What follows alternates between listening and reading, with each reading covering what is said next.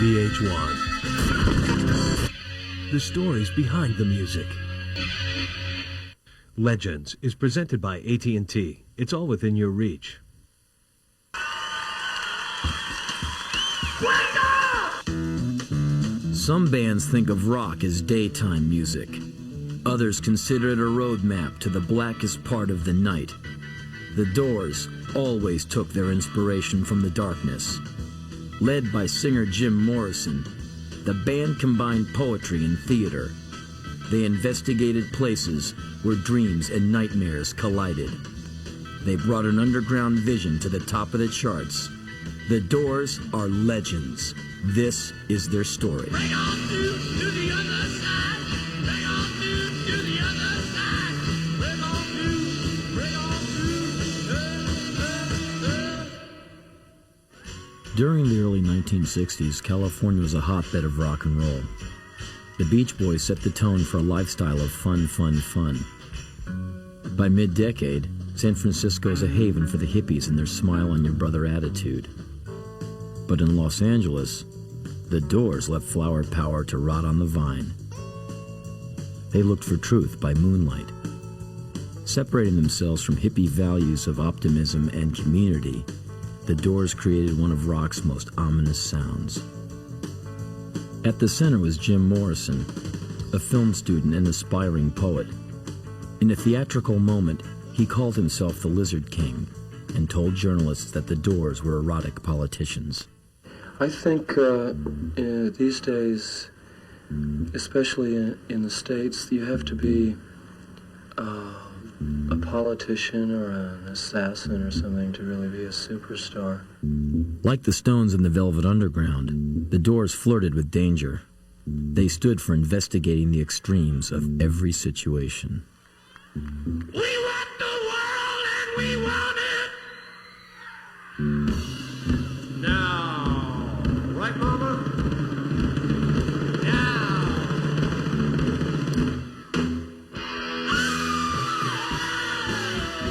Morrison's emotions were extreme too. He could be cerebral, he could be derelict. The tension between the two sides was explosive. He reacted against all forms of authority. It made him one of the most charismatic and provocative rock stars who ever lived. One of the most bewildering, too. No one, not even the other Doors, knew what he would do next. James Douglas Morrison was born in 1943.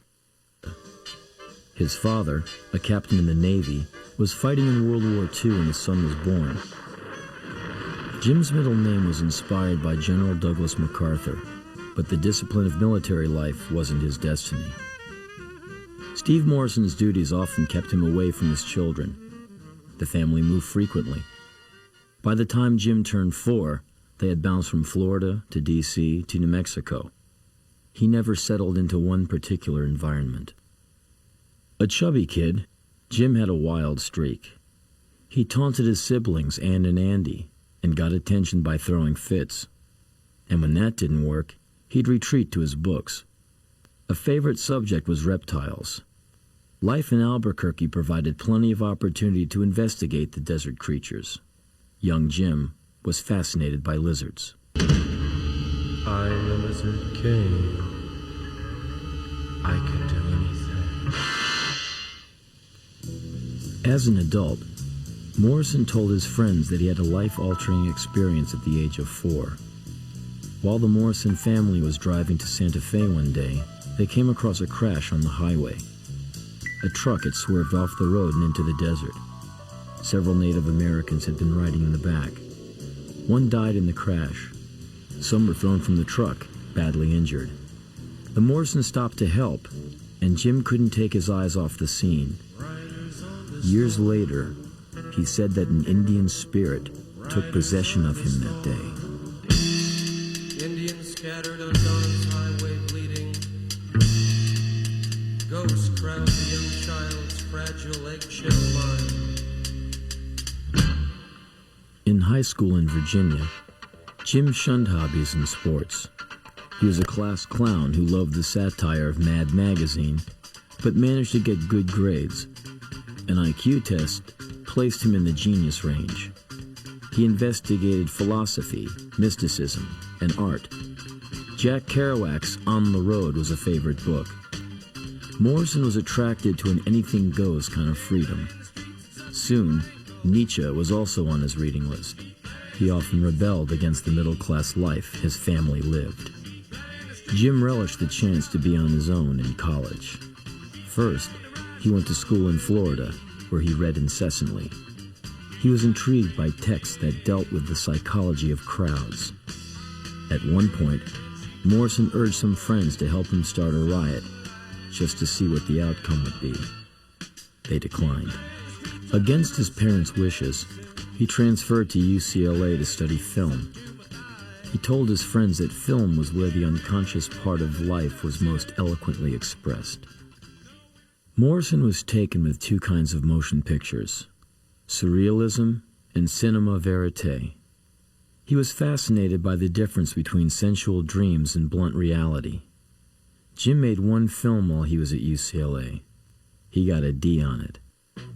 He fell in with several students who were dedicated to art, and some who made an art of partying. One pal was in a band with his brothers on the weekends. His name was Ray Manzarek. Ray liked Jim.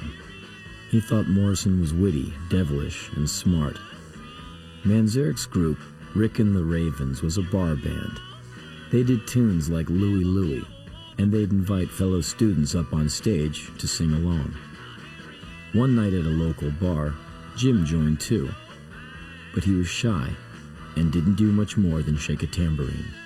After graduation, Morrison took an apartment in LA's bohemian neighborhood, Venice Beach.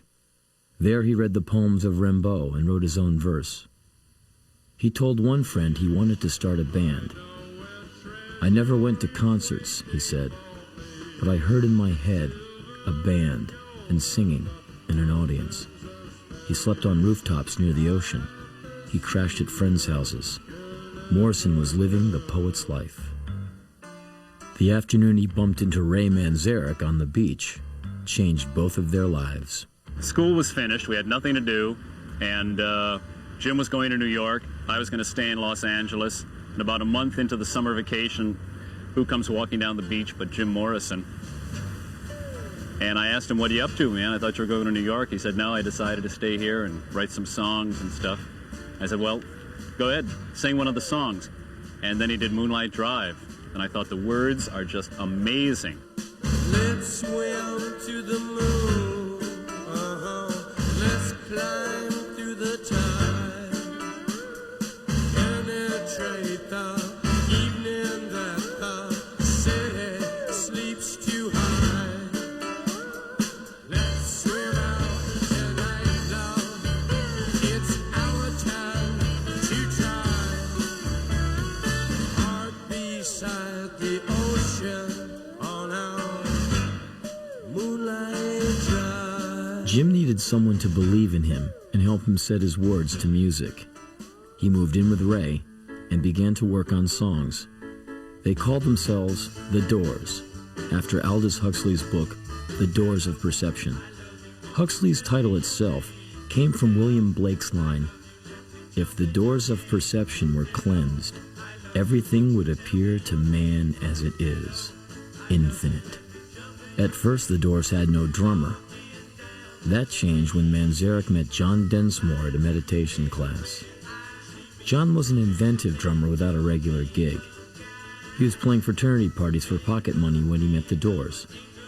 Together with a bass player, Morrison, Densmore, and the Manzarek brothers cut a demo tape that included Moonlight Drive, Hello, I Love You, and a tune called Go Insane. Columbia Records signed the group, but then dragged their feet about recording sessions. It was clear the band was not a priority. Disheartened, Ray Manzarek's brothers went back to their day jobs. It looked like the Doors were finished. In fact, they had not yet started. In the next remarkable year, the Doors would bring Jim Morrison's vision to life.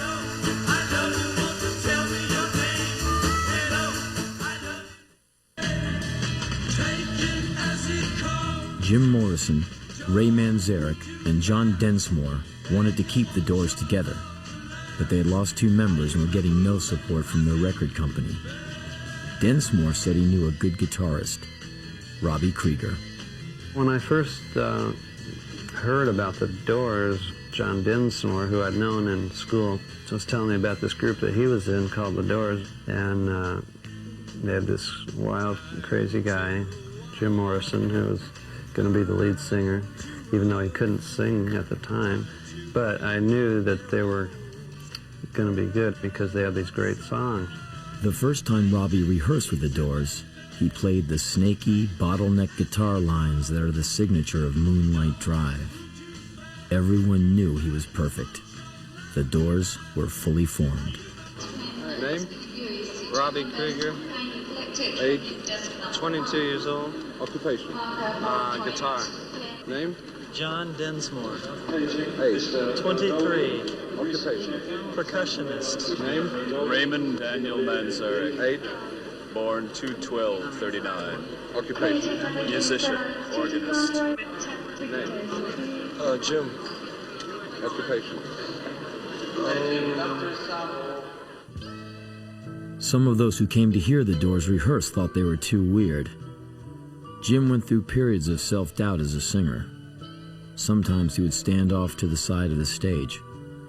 Club owners were bewildered. There was no bass player. Jim didn't look anyone in the eye. No other band sounded like or acted like the Doors. "We were all acid heads looking for another way to get high," said Manzarek. "We found it in the music." The songs made plenty of room for poetic and musical improvisations. If an interesting tangent popped up, they'd follow it till it reached an emotional crescendo. This gave them an unusual sound, loose but explosive. The music would settle into a kind of hypnotic river of sound, which would leave me free to kind of make up anything that came into my head at the time. Have you seen my grasshopper, Mama? Looking real good.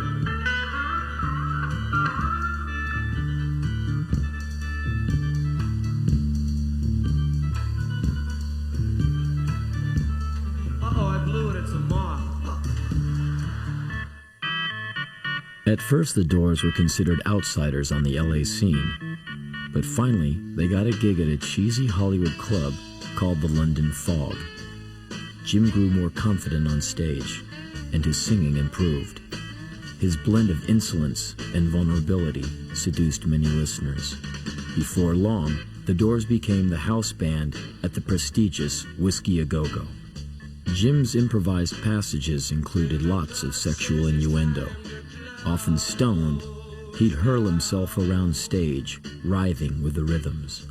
Other times, he remained motionless, with his head hung, whispering into the mic. The other Doors reacted to Jim's moves musically. It was a far cry from the bounciness of other LA bands, like Buffalo Springfield or the Byrds. The mood I get from most of it is kind of a heavy, kind of sort of gloomy feeling, you know, like of someone not quite at home, or or not quite relaxed. The booking agent at the Whiskey said Morrison's dirty street clothes weren't right for the stage. She helped him choose a skin-tight leather outfit to wear. Already dangerous looking, Jim took on a regal air. He was a young Adonis with the sexual magnetism of early Elvis. Women made up much of the band's audience. Pam Corson made a point of being at every Doors gig. It wasn't long before she became Morrison's girlfriend. But it was not just the female fans who were captivated by Jim's performances.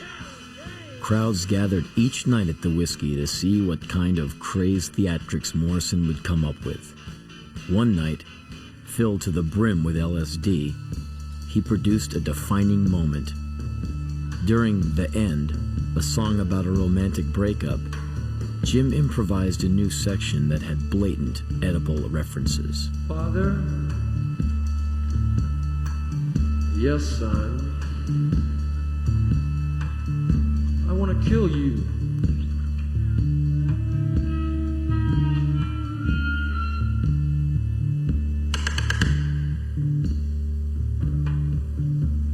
Mother.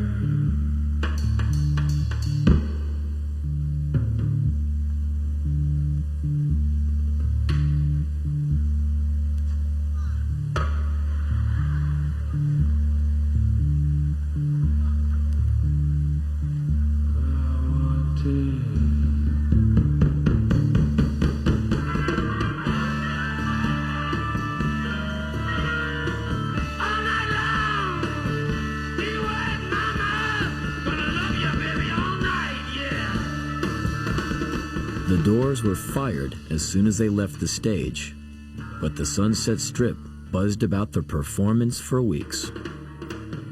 Columbia let the band go without ever releasing an album. Elektra Records moved in. In September of '66, Morrison, Manzarek, Krieger, and Densmore went into the studio with producer Paul Rothchild. Manzarek called the creative process a sort of a seance. The result was one of rock's most electrifying albums. One of the most eerie, too. The first time the Doors tried to capture the end in the studio, it didn't work. Jim was tripping and the focus wasn't there. A few days later, Morrison felt more secure. With all the studio lights off and a single candle burning, the Doors got the take they wanted. 11 minutes long, the end was a testimony to brutal self-examination. It was full of anger, mystery, and destruction. The Doors had captured their essence on tape. Later that night, when the studio was closed, Morrison returned, broke in, and sprayed a fire extinguisher all over the room where he had sung.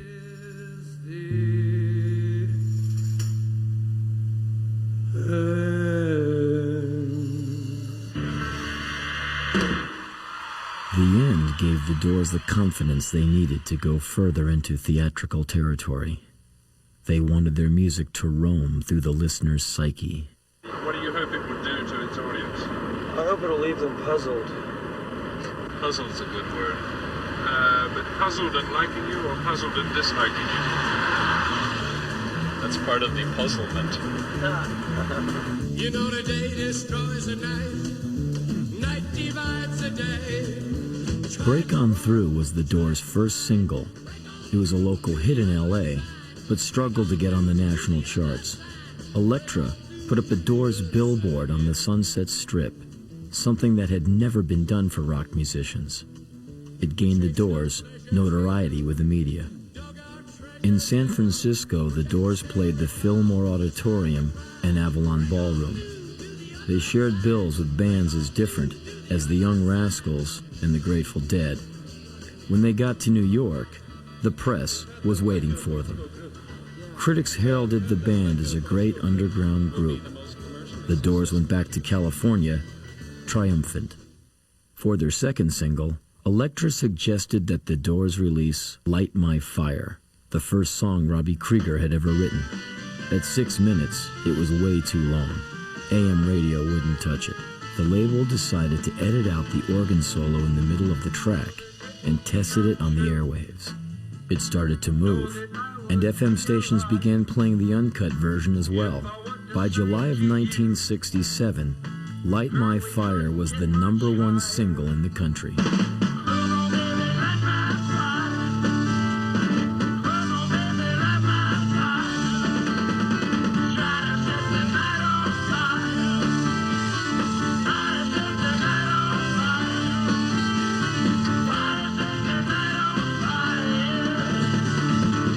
In a matter of weeks, the Doors were rock stars. The wild ride had begun.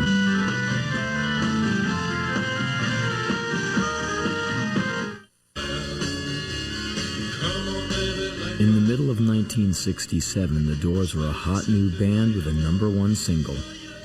They didn't waste time following up. Many of the lyrics for their second album were taken from Jim Morrison's notebooks. Musically, the band wanted to enhance the sound of their first album. They used echo, Moog synthesizer, backwards piano, harpsichord, and bits of electronic processing. Krieger's guitar lines were increasingly graceful, but they had a sting. Densmore's drumming was always inventive. Success surrounded the band, but the second album's title lived up to the Doors' mysterious image, Strange Days. The Doors opened for Simon and Garfunkel in New York at the end of the summer. The crowd didn't buy Jim's dramatic moves. Some of them even laughed. Jim operated on impulse. At his best, he was captivating. At his worst, he was a clown. After the Simon and Garfunkel show, he knew everybody wasn't going to swoon to his antics. Now the Doors. That didn't mean Morrison was going to change for anyone. When the Doors performed Light My Fire on the Ed Sullivan Show, the producer demanded that the line, "Girl, we couldn't get much higher," be removed. It was too blatant a drug reference. In the dressing room, the Doors agreed, but on stage, Jim sang the original line.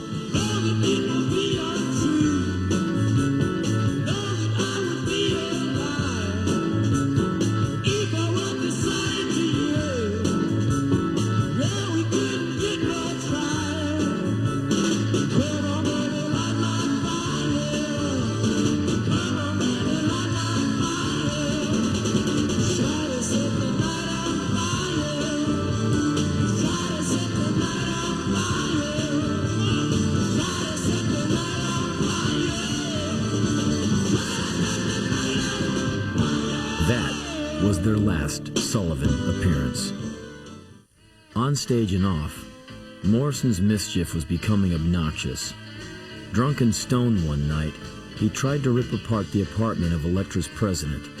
He and Pam began to have heated squabbles, too. Jim visited a psychiatrist, but didn't stick around for many sessions. At the age of 23, he was becoming one of the most influential singers in America. This power expanded his already healthy sense of self-confidence. Jim's singing became more expressive, full of grunts and howls. Ray compared Jim to a shaman who took the audience on a mystical journey.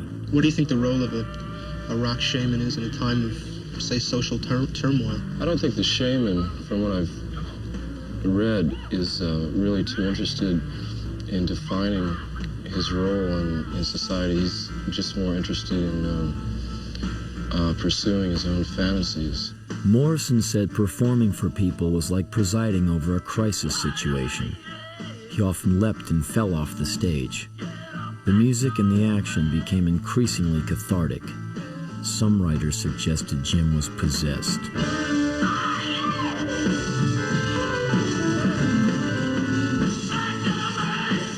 In New Haven, Connecticut, Morrison demonstrated his defiance. Jim was making out with a fan before a show in October of '67 when he was confronted by a policeman. The cop told Jim to clear the room. Jim mouthed off and got a blast of mace in the eyes. The Doors went on anyway. During one song, Jim began telling the audience what had happened backstage and was viciously teasing the police. The cops threw on the house lights and dragged Morrison off the stage. He was charged with breach of peace and immoral exhibition. The FBI opened a file on Jim Morrison. Now known by every rock fan in the world, the Doors began work on their third album, Waiting for the Sun. It was to have a whole side dedicated to Morrison's extended poem, The Celebration of the Lizard. Hopes were high that it would be his masterpiece, but things were unraveling. Pam was urging Jim to quit the Doors and lead a quieter life as a poet. Booze became a steady companion for the singer. Occasionally, his writing was incoherent. The trappings of pop stardom made Jim wonder about his effectiveness as an artist. John Densmore lost patience with the Doors' lack of focus in the studio. One night in the studio, I said, "That's it, goodbye, F you," to the whole band, and I left. And I came back the next day because I couldn't give up my art. But that was my way of saying, we got to stop this, destruction. Densmore's actions sent a message to the others. Jim was veering out of control. The band hired a bodyguard to keep him away from whiskey. Wanna show me the way to the next whiskey bar? Keeping Morrison straight was impossible. The Doors became increasingly frustrated with working on Celebration of the Lizard. The piece didn't hold up. The friction between young protesters and the government over the war in Vietnam was at its zenith. The Doors released the highly theatrical song, The Unknown Soldier. They also produced a promotional film for the track. At the end of it, Morrison mimed being shot dead, a martyr.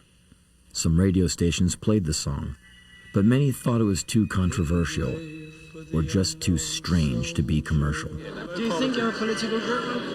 The music can't help but reflecting things that are happening around it.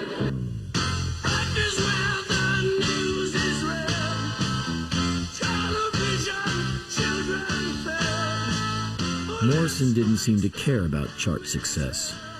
He made a game out of testing his own physical limits. He jumped out of moving cars. He hung from the ledges of hotels. Morrison could provoke the audience into rushing the stage. Doors concerts began to generate riots. If Jim could not mesmerize the huge crowds as he had club audiences, he would instead drive them into a frenzy.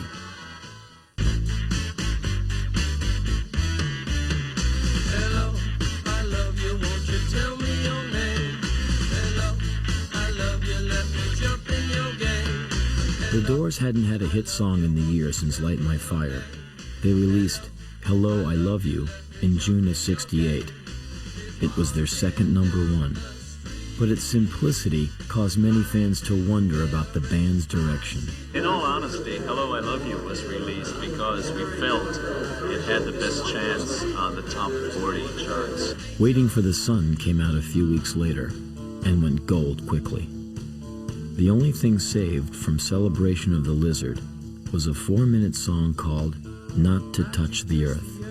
It contained the line, I am the Lizard King. I can do anything. Jim's myth continued to grow. Ladies and gentlemen, from Los Angeles, California, the Doors! Concert venues began getting bigger, but the Hollywood Bowl and Madison Square Garden didn't supply the kind of intimacy the Doors were used to. And of course, they were expected to play their hits. That kind of formula was at odds with their roots in improvisation. In the early days, the band made up its tunes as it went along. Now they felt a commitment to give the audience what it came for. Morrison began scripting some of his stage falls, a showbiz move. Teeny boppers filled the shows, and Morrison believed they were missing the depth of his lyrics. He was frustrated. One day Jim announced he was quitting. Ray talked him into staying for another 6 months. You definitely generate an atmosphere or a mood which might be characterized as rebellion, chaos, disorder, and activity that appears to have no meaning. On stage, Morrison's sexual overtones became more and more graphic. Local police began to monitor the Doors shows for indecent or illegal activity. There was a shoving match in Phoenix as fans rushed the stage after Morrison had taunted the audience. No matter how hot it got, Morrison couldn't resist fueling the fire. Come on, come on, come on, come on, now touch me, babe. Can't you see that I am not afraid? For their next single, the Doors added an orchestra. Touch Me had a Las Vegas tinge to it. At the LA Forum, with the orchestra in tow, the band didn't go over. Morrison asked the crowd what they wanted. Light My Fire, they roared. Celebration of the Lizard is what they got. Just blind under the beds of lawful couples wound in sheets and garters, smug with semen, eyes in their nipples. Wait! There's been a slaughter here! Everything exploded in Miami. At a packed concert hall, an inebriated Morrison railed about revolution. You're all a bunch of f***ing idiots! Miami was chaos. Audience members brought a lamb up to the stage. Jim took the hat off a cop and threw it into the crowd. It was more of a circus than a concert. Jim started a striptease and asked the audience if they wanted to see his penis. He prowled the stage, feigning masturbation. A brawl broke out. Some of the audience members swear Jim exposed himself. Others said he didn't, that it was all pretend. Confusion, anger, and excitement erupted. It was Morrison's most notorious moment. His dedication to spectacle was triumphant. We have taken out 2 warrants for Jim Morrison. One of them is for indecent exposure. The other is for the use of obscene languages during his performance at Dinner Key Saturday night. Morrison turned himself in to the authorities when he got back to L.A. He was charged with a felony. 16 states banned the group from ever appearing again, and in Miami, a conservative group staged a decency rally. The Doors are out to make their own scene. It was a bad scene, and like I say, it was completely unwarranted. And I just want to know if anyone has the courage enough to stand up and do something about the trash that's being brought into Miami. I've heard that the Doors, they got kicked out of other places because of the riots and their indecent exposure and they're talking, and I feel that we have to do something about this. This is real disgusting. I mean, my children, when I grow up and have children, do I want them in an environment like this? I mean, is this progress or are we decaying in a way?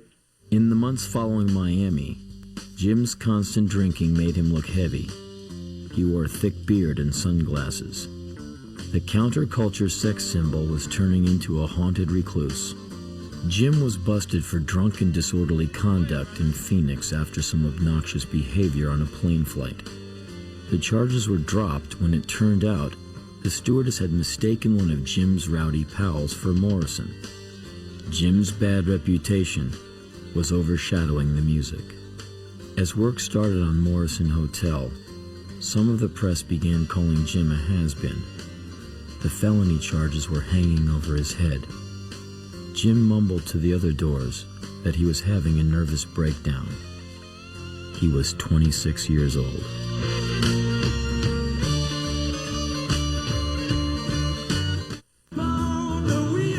In 1970, the Doors were suffering from a critical backlash, and Jim Morrison was facing felony charges for allegedly exposing himself in Miami.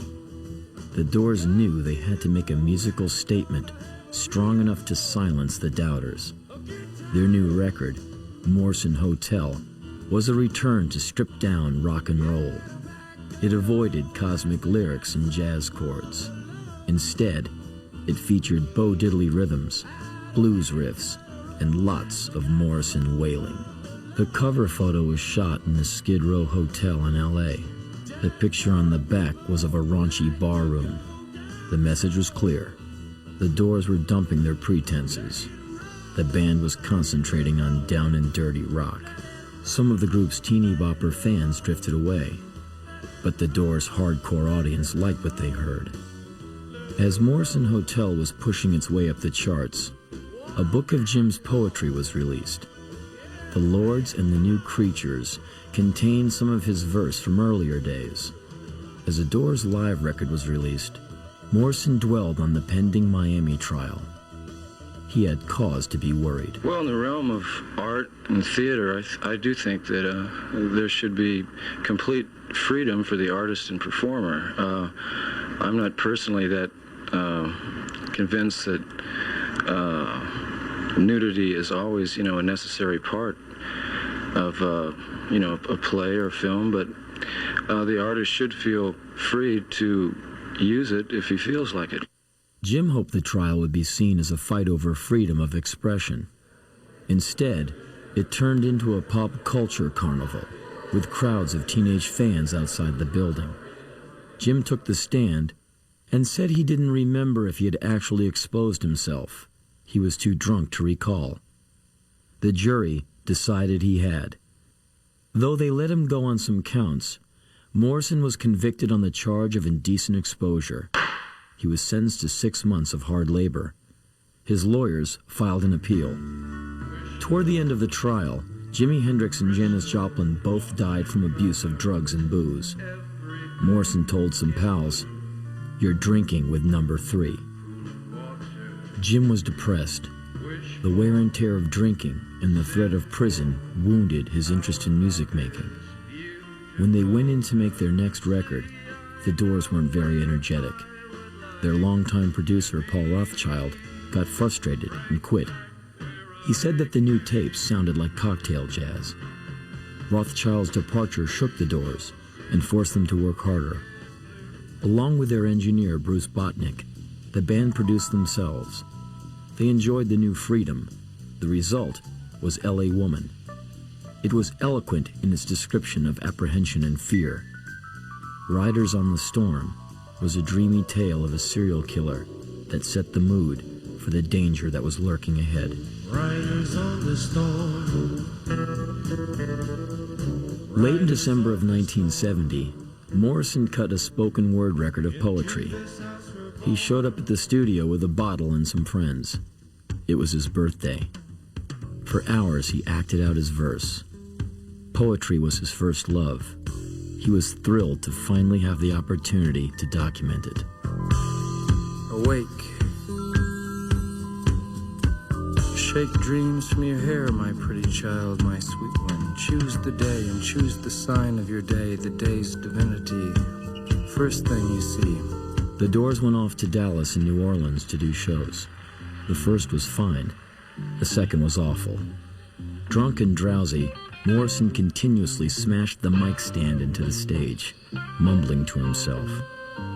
Densmore walked away from his drum set. The tour was canceled. The Doors were disintegrating.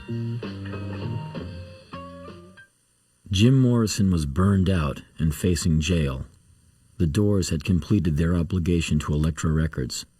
Morrison told his bandmates and friends that he and Pam were going to Paris to be alone. He wanted to spend time reading and writing. He had to get away from the trappings of rock. I must find a place to hide, a place for me to hide. L.A. Woman was released, and the song Love Her Madly was a hit. But Jim was enjoying the calm of French Bohemia and the freedom of anonymity. He told friends that, "People think of me as a rock star. I don't want to have anything to do with it." Back in L.A., the Doors rehearsed without him. Even when his life was calm, Jim had to contend with alcoholism. After a couple of months of casual living, he slipped into his manic behavior once again. On July 2nd, 1971, in Paris, he went to see a Robert Mitchum movie and came back home complaining of chest pains. In the middle of that night, Pam found him dead in the bathtub. Only Pam and the doctor who signed the death certificate ever saw Jim Morrison's body. There was no autopsy. That prompted endless speculation. Did Morrison fake his death and disappear to get away from the courts and the spotlight? Did he buy heroin from a French dealer and OD? The rumors were wild and varied. He was already an international star. Death would make Jim Morrison a legend.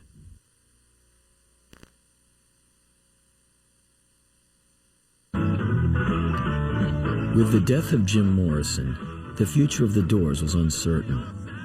After much internal debate, Ray Manzarek, Robbie Krieger, and John Densmore decided to continue as a trio. They released 2 records after Morrison's death. Ray sang most of the songs.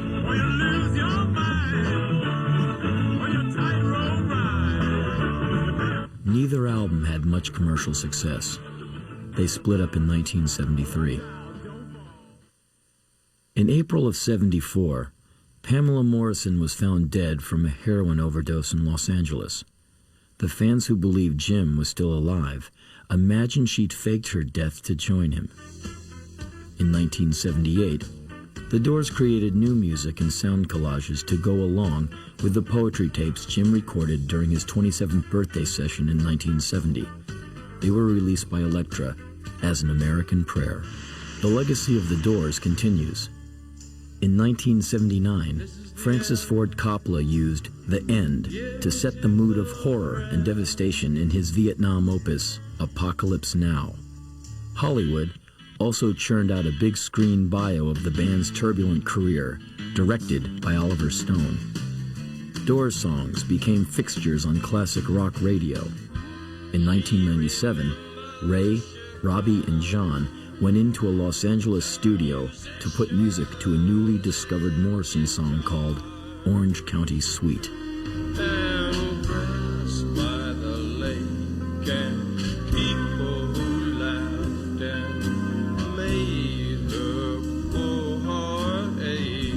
I'm very pleased with the music. Very proud to have made the music with Densmore, Krieger, and Morrison. And those guys they were great to work with, and I think we captured something, captured a moment in time, and captured also a timeless moment that'll perhaps live on into eternity.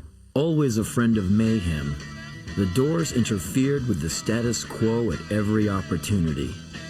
There are many rock fans who believe that's exactly what the music should do. Entranced by the hostility of modern life, Jim Morrison used hysteria and literature as a springboard into salvation. During the fevered years from 1967 to 1970, the Doors made some of rock's most eternally disturbing music. For those who were there and were awake, the music of the Doors will always summon a passionate, dangerous era. For those too young to know how the songs felt when they were new, the Doors offer a glimpse into the emotional complexities of a time too often reduced to nostalgic simplicities. The Doors represent the 60s dichotomies of artistic ambition and rampant hedonism, flower power and anarchy, peace and violence, LSD and Jack Daniels. They were the antidote that contained the disease.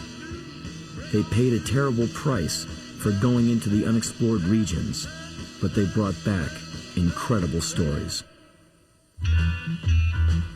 Love me one time, babe. I could not speak.